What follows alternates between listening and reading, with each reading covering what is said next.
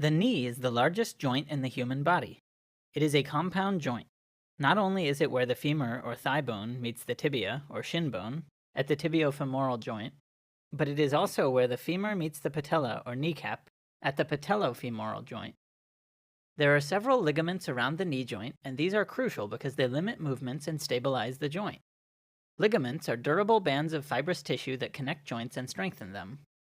There are two main pairs of ligaments in the knee: the cruciate ligaments, which are inside your knee joint, and the collateral ligaments, which run on either side of the knee. The cruciate ligaments can be seen through the intercondylar notch of the femur.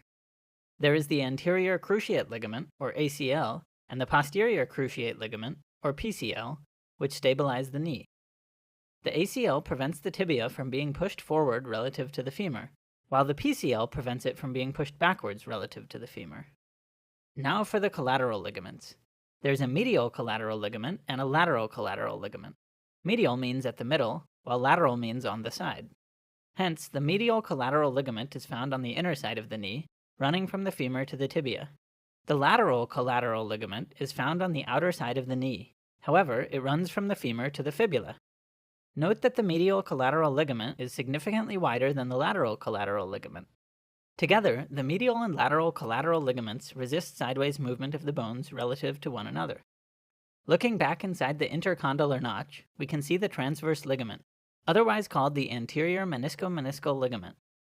This ligament connects the anterior lateral meniscus to the anterior medial meniscus. This ligament is important during knee extension, since it prevents the anterior horns of the menisci from coming forward, which would cause the condyles of the femur and tibia to put pressure on them. A ligament which was only discovered in 2013 is the anterolateral ligament, or ALL. It originates at the femur and inserts into the tibia. It is thought that it might control internal tibial rotation. Here we have the ligament of Risberg, also called the posterior meniscofemoral ligament. This ligament attaches to the posterior lateral meniscus and crosses behind the PCL to attach to the medial condyle of the femur.